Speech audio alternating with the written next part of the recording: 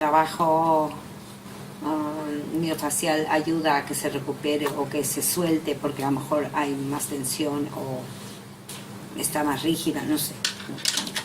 En el momento en que se corta,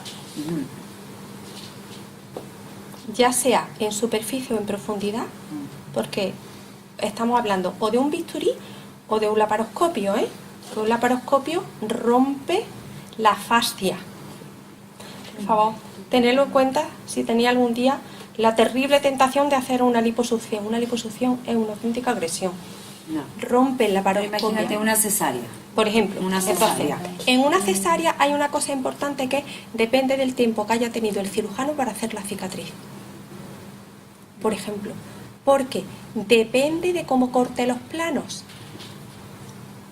La cesárea... Mejor cortarla así, pero claro, así te corta todo. Claro, ¿qué es lo que ocurre? Que depende de...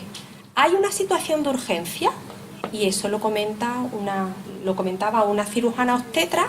Una cirujana obstetra son las que atienden a partos diferentes de ginecología, que es aparato reproductor femenino, ¿vale? Las cirujanas obstetras son las que atienden partos. Y atienden partos y ellas están en retaguardia porque delante están las matronas. Si un parto va bien, la matrona atiende. Cuando un parto se complica es cuando llaman a la cirujana obstetra. Y la cirujana obstetra ya va con el bisturí. ¿Por qué? Porque ya hay una situación de riesgo. Cuando una situación de riesgo hay, lo que menos le importa al cirujano es lo que le pasa a la cirujana, sino sacar al niño y preservar la vida de la madre. Entonces, depende de cómo se haya cortado. Generalmente, lo que es un corte, siempre hay un corte, porque después hay un zurcido. Hay distintas maneras de poder abordar eso. Una a través de manipulación de la fascia, que de hecho hay una rolfer que lleva mucho tiempo trabajando, una rolfer americana, Sharon Wheeler, que trabaja con cicatrices y tiene todo un protocolo para trabajar con cicatrices. Esa hay una parte súper importante. Es lo que se llama la esfera personal o el espacio peripersonal o esfera cinestésica. ¿Habéis oído hablar alguna vez de eso? Interesante, ¿no? Pues tenemos una especie de burbuja, que es la distancia que antes solo se hablaba de ella en términos de el espacio que permitíamos dependiendo de la cercanía que sentíamos con esa persona. Por ejemplo, si hay una persona que no conocemos, pues nos acercamos a una distancia. Si es una persona más conocida, más cerca. Si es una persona íntima, la dejamos que esté muy cerca. Culturalmente también es diferente. Los países latinos permiten una mayor cercanía. Los países, por ejemplo, escandinavos, ellos llegan allí, se saludan, hola, y esa es la... Realmente hay una especie de burbuja que nos da una distancia de seguridad frente a posibles agresiones.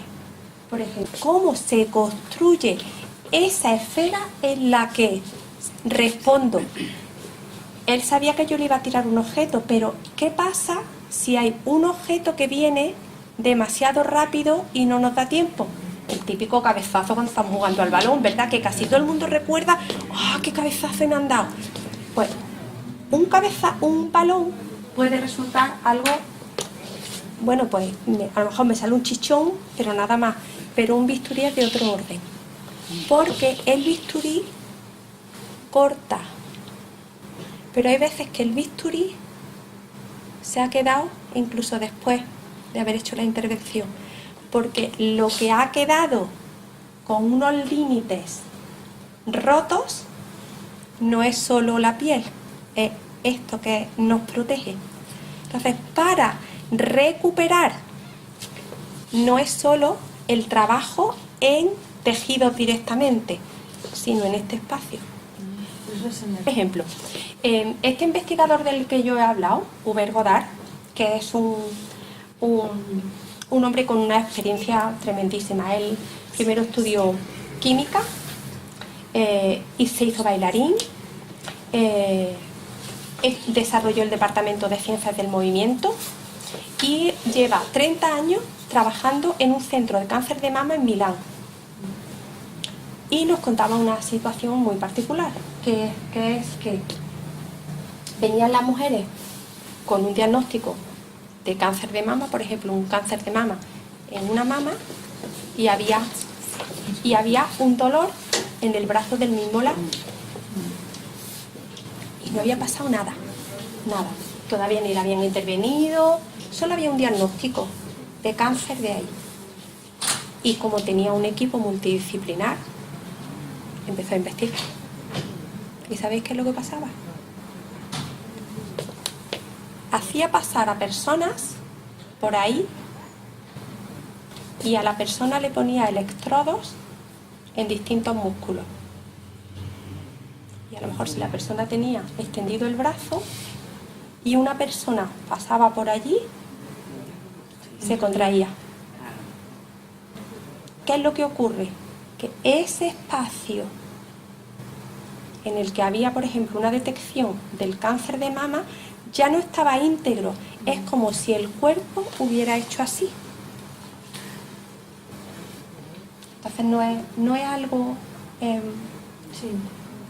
no. Es cómo responde el cuerpo, que se puede medir con electrodos, a esa integridad. ¿Os podéis imaginar? Una mujer con un diagnóstico de cáncer de mama es como, ¿cómo me puedo retirar de esto que de alguna manera me está ocasionando? Vete tú a saber lo que pueda ocasionar, ¿no? Entonces nos retiramos. Eso pasa frecuentemente con caídas, con golpes. Nos retiramos. Y esa parte no se da solo ahí, sino que nuestro orden se altera. El otro día estaba trabajando con una chica que, aparte de tener una cierta desviación de columna, lo que se llama escoliosis, tiene una ordenación a nivel de línea lateral en que la pelvis está mucho más adelantada que el tórax. Y ella se pone así. ¿Qué es lo que ocurre? Que suele tener mucha lumbalgia, porque esta parte está soportando el peso de la mitad superior en lugar de que esté repartido, como si fuera una rodaja de salmón, ¿verdad? Por todo. Y trabajando con ella el otro día le dije, porque tiene la nariz un poco torcida, ¿tú te has caído de boca? Y me dice, sí, pero no me acuerdo. Sí, me caí de una canasta de baloncesto.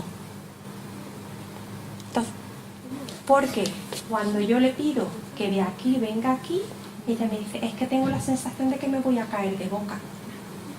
Y como eso se ha quedado grabado, no quiere ponerse en esa ordenación. Entonces, es inútil pretender que solo cambiemos estructuralmente aquí cuando hay un mensaje de que ahí me puedo caer. Y una de las cosas que estamos permanentemente evitando caernos, porque nuestro equilibrio es muy inestable.